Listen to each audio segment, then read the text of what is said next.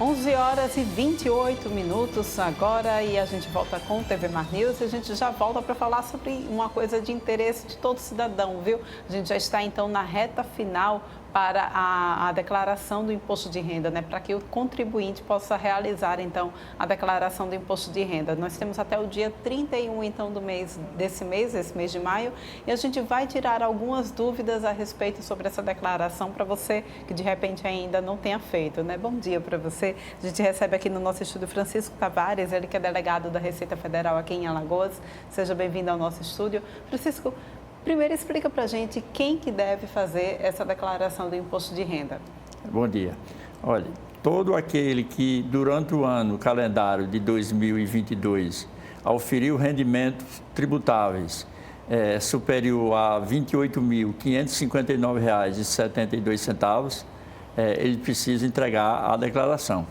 Aqueles também que auferiram rendimentos isentos ou não tributáveis acima de R$ 40 mil também estão obrigados, bem como aqueles que em 31 de dezembro de 2022 tinham patrimônio, bens avaliados acima de R$ 300 mil, também estão obrigados a entregar a declaração, bem como aqueles que durante o ano de 2022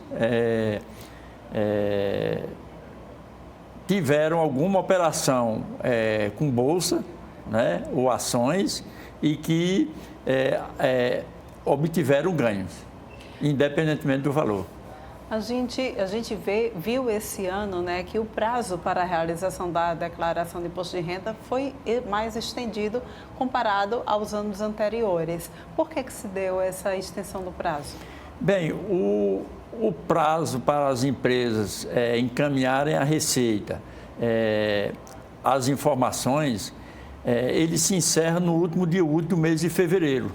Então, era costume da Receita ter o prazo de entrega que geralmente ia do primeiro dia de março ao último dia de abril. Mas como a Receita está incentivando para que os contribuintes entreguem a declaração, fazendo uso da declaração pré-preenchida, e que para esses contribuintes lançarem mão dessa nova ferramenta, digamos assim, então a Receita ele deslocou o prazo de 1º de março para o dia 15 de março, e aí para não terminar no dia 15 de maio, então achou por bem prorrogar até o último dia útil do mês de maio. E aí ficamos aí com 2 meses e meio com prazo para que o contribuinte possa preparar e encaminhar as suas declarações. Para quem tem imóveis, a gente pode fazer a atualização do valor do imóvel ou a gente declara o valor da compra do bem? A atualização só aquelas previstas na legislação, tá certo? Quando você aliena o imóvel, e aí você que vai apurar o ganho de capital, então a legislação ela prevê alguns reajustes. Esses reajustes são lançados via programa. Na declaração, não. Esse tem que ser mantido o valor de aquisição pelo seu valor histórico, a não ser que você execute alguma reforma e tenha como comprovar que houve realmente aquele dispêndio para você poder incorporar ao bem do imóvel, ao valor do imóvel, que diga. E para quem tem, então, algum financiamento, como é que fica? A gente precisa declarar esse financiamento? Como é que ele é feito? O financiamento, via de regra, o agente financeiro, ele emite a cada final de ano, né, um extrato daquilo que você pagou. Então, você vai incorporando aquele valor pago, tá certo, ao valor do bem. Então, aí nesse caso, você tem que atualizar a cada ano, lá na declaração, no campo lá do valor dos bens. A gente tem também a questão, né, do que pode ser abatido. Quais são, então, os gastos que podem ser abatidos do imposto de renda?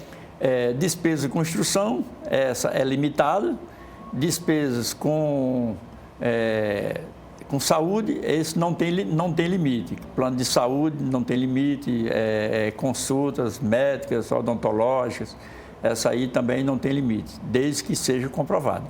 A gente precisa também, né, informar os dependentes que a gente tem quando a gente vai fazer a declaração do imposto de renda.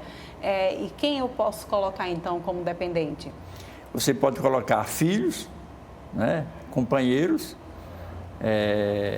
ou pessoas, isso até 21 anos, filhos até 21 anos, companheiros independentemente, né, da idade, e filhos até 21 anos ou até 24 se estiver cursando faculdade, tá certo?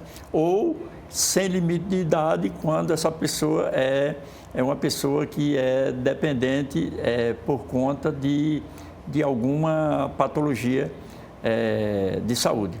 As pessoas idosas também, o filho que de repente cuide da mãe, que já está numa idade mais avançada, ele pode colocar a mãe como dependente? Ele pode, só que seguinte, se a mãe dele auferir algum rendimento, ele tem que trazer o rendimento para a declaração dele, certo? E muitas vezes não é vantajoso, tá certo? E outra coisa também, ele precisa comprovar que a mãe realmente está sobre as suas expensas. Muito bom. E em relação aos pais, né, que têm os filhos, quem deve declarar como dependente os filhos? Tem que escolher um dos lados ou os dois devem declarar os filhos como dependentes? Qualquer um dos dois, certo? Independentemente.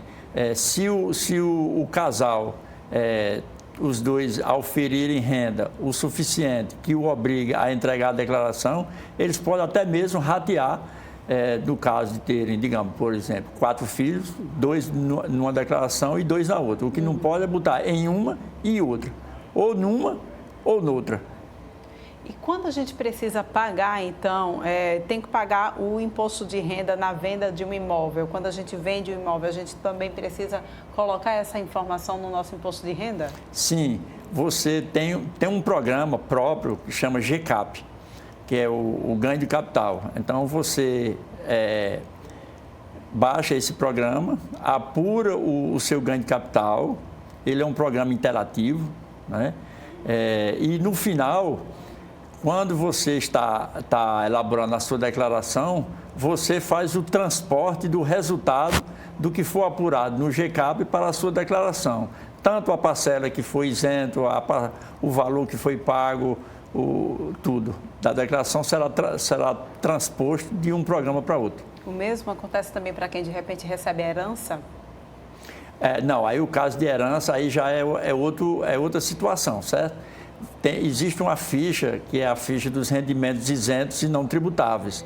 E uma das linhas é justamente a transferência patrimonial decorrente de herança, certo? E aí você coloca lá nessa linha o valor, né? No caso, se for um bem, você vai registrar esse bem pelo seu valor lá na ficha da declaração de bens, e o valor correspondente, né, para esse bem não gerar uma variação patrimonial descoberta, o valor que você colocar lá, você traz lá para essa linha dessa ficha de isento não tributável e coloca o mesmo valor, que é para poder justificar o outro. Muita gente tem dúvida também a respeito da restituição. Todo mundo quer ser restituído, né? E aí fica, inclusive, aguardando aí o lote, o primeiro lote, o segundo lote, enfim. Mas quem tem direito, afinal de contas, à restituição do imposto de renda? Olha, a restituição, ela é o resultado de um confronto entre o imposto devido e aquele imposto que você pagou antecipadamente, que pode ter sido retido pela fonte pagadora, no caso de quando você é funcionário, ou então quando você antecipa via carnê-leão ou até mesmo uma complementação de imposto. Então, esse confrontamento, lá no final, é quem vai dizer se você vai ter um valor a restituir ou um valor a pagar. É claro, depende também de quê? Dos valores que você lançar na sua declaração como deduções, as deduções legais, que nós chamamos assim. digamos, despesa médica, dependente, despesa com instrução, etc. Para a gente realizar a declaração do imposto de renda, a gente precisa do recibo do ano anterior. E se de repente a gente perde esse recibo, como é que a gente faz? Se você importar a sua declaração do exercício anterior, ela já vem com recibo, certo? Ou seja, se você baixou o programa, o PGD, que nós chamamos, na declaração de 2022 e fez a sua declaração de 2022, agora você vai fazer a de 2023, se você importa esses valores, esse número do recibo já vem no próprio programa. Quando ele importar, ele já importa o número do recibo. Do contrário, você tem que gerar uma senha ECAC, né, para poder você buscar o recibo, e aí você vai ter que recorrer à Receita. E para fazer isso tudo só através desse programa mesmo, que é o que a gente chama da declaração já auto-preenchida, né? Não, a pré-preenchida. A pré-preenchida, isso. Não, a pré-preenchida, você não precisa ter entendeu? Você já vai diretamente nela e ela já vai buscar tudo que está em seu nome digamos assim, nos controles da Receita. Então, ela vem. Agora, para isso, você precisa baixar para o seu dispositivo digamos assim, o meu imposto de renda. Mudou muito, né, a forma de se fazer declaração de imposto de renda de uns anos para cá. Essa nova mudança agora dessa declaração pré-preenchida, muita gente tem feito a opção por ela. Como é que tem sido aqui no estado? Tem. Nós estamos observando um percentual de acréscimo de declarações transmitidas que foram elaboradas através da pré-preenchida. E esse reflexo tem sido já notado, né, que do percentual de declarações que já foram transmitidas, que estão em malha fiscal, esse número diminuiu, justamente em decorrência dessa declaração elaborada através digamos assim, da opção da pré-preenchida, que, digamos assim, ela permite que o contribuinte erre menos ou não erre praticamente de forma nenhuma. Que coisa boa, então, né, Francisco? Muito obrigada. Só lembrando aqui para o pessoal que nos assiste, né, que nós temos até o dia 31 de maio para realizar essa declaração. Não deixar para a última hora, porque às vezes o sistema demora um pouquinho mais, porque fica sobrecarregado, não é isso? Olha, é sempre bom você, com calma, né, separar a sua documentação, entendeu? E fazer sem nenhuma pressa. Agora, aqueles que, inevitavelmente, por uma razão ou por outra, ficou para a última hora e muitas vezes não tem todos os documentos em mãos, então, transmita a declaração com o que você tiver. E depois você pode fazer uma retificadora, para não cair em multa por atraso. Porque a retificadora você pode fazer a qualquer momento, sem correr o risco de ter multa por atraso. Enquanto que se você não entregar a declaração dentro do prazo, você vai estar sujeito no mínimo, a multa mínima, que é de R$ 165,72. Muito bem, então fica aí a dica para quem nos assiste, né? Quais são as documentações necessárias, só para a gente finalizar? Olha, basicamente, o comprovante de rendimento, né? E as despesas, principalmente na área de saúde, né? E de instrução. Esses são e alguns documentos, no caso de registro de bens. Facinho. Então, muito obrigada pela tua participação. A gente volta a se encontrar em outra oportunidade, tá? Com certeza. Estaremos à sua disposição também. E olha, a gente vem agora com o Viderlan Araújo, ao vivo, aqui pelas ruas da nossa capital. Viderlan, quais são as informações que vocês trazem aí pra gente? Já vi que você está na praia, né? Dá para ver que você está na praia de Ponta Verde, que inclusive foi eleita aí, está eleita entre os 10 melhores lugares turísticos, as 10 melhores praias do Brasil. É isso mesmo, né, Viderlan?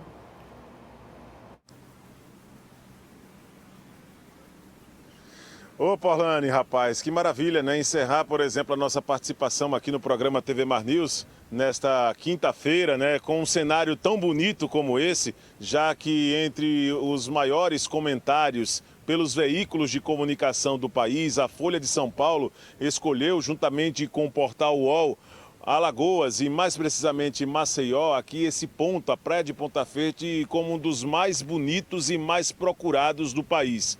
Isso não é nenhuma surpresa para nós maceioenses, né? Você já sabe que essa beleza realmente tem muitas características, sem querer desmerecer outras belezas que o Brasil tem, mas Maceió tem uma característica diferente nessa relação com o mar, principalmente nos horários de maré baixa, em que a maré realmente permite, diante dessa baixa, a participação de pessoas até o Farol, até aqueles corais, ou seja, uma região cercada de corais, essa aqui de Pajuçara, uma enseada realmente muito bonita e que traz esse encontro aqui com a Praia de Ponta Verde.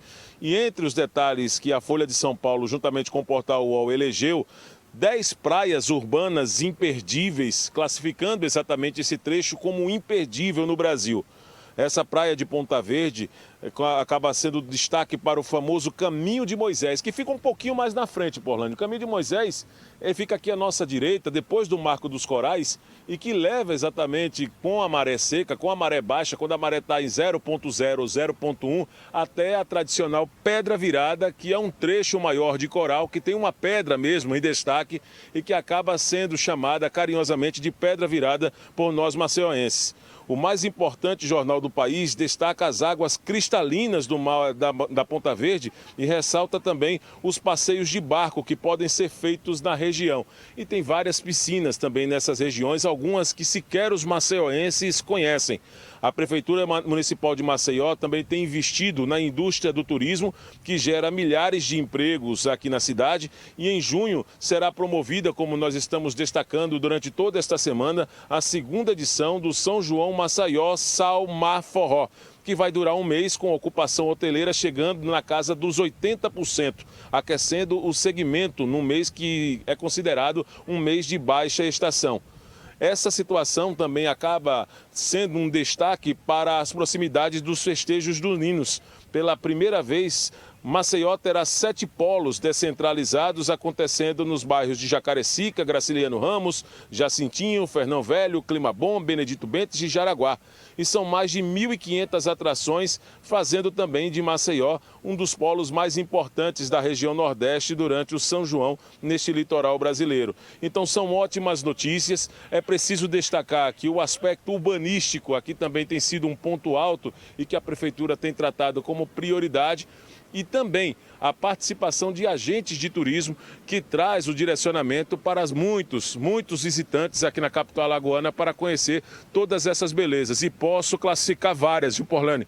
Por ser um conhecedor, um cara que desfruta muito dessa região aqui do nosso litoral entre Pajuçara e Ponta Verde, assim como você, nós temos várias belezas, várias opções para a prática de esporte somente nesse trecho entre Pajuçara e Ponta Verde. Então, para resumir, a Folha de São Paulo e o portal UOL destacando as belezas de nossas praias e todo o aspecto, o aspecto urbanístico e o relevo exatamente aqui dessa região entre Pajuçara e Ponta Verde como os destinos mais imperdíveis do país, entre os 10 do país, o que é muito importante para a economia e, naturalmente, para potencializar a geração de emprego aqui na nossa capital e, consequentemente, no nosso estado. Com essas imagens do repórter cinematográfico Francisco Nogueira, vou me despedindo. Belíssimo cenário, né, Porlane? Tenho certeza disso.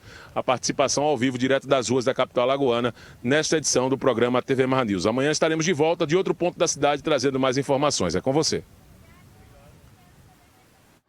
Olha, gente, realmente, viu, a Praia da Ponta Verde, o nosso litoral de forma geral, né, o litoral alagoano, de fato é um litoral muito abençoado e aqui em Maceió não é diferente. O que cabe a gente agora, além de carregar esse título maravilhoso de estar entre as 10 praias mais bonitas do Brasil, é a gente cuidar desse paraíso que a gente tem aqui tão pertinho da gente, né?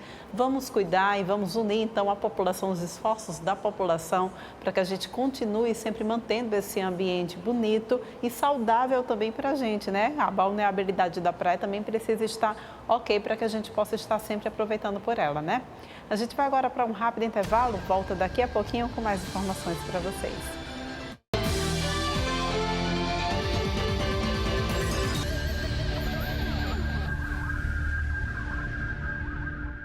Eu amei a minha vida por tudo que ela pôde me dar. Pelo crepúsculo lindo, todo dia que eu vejo baixar. Vida, eu quis viver todas as tuas obras. As que eu vivi e as que eu ainda pretendo viver. Doutor Milton Enio, uma vida na medicina. Realização, Organização Arnon de Melo. Apoio cultural, Governo de Alagoas. Patrocínio, Carajás, Sesmac, CETEA, Clínica Feto Maceió, Clínica Eleganza Derma, Instituto de Olhos de Maceió, Prevenir Vacinas, Suco Prates Maceió, Taboada Incorporadora e Tiago Calheiros Veículos.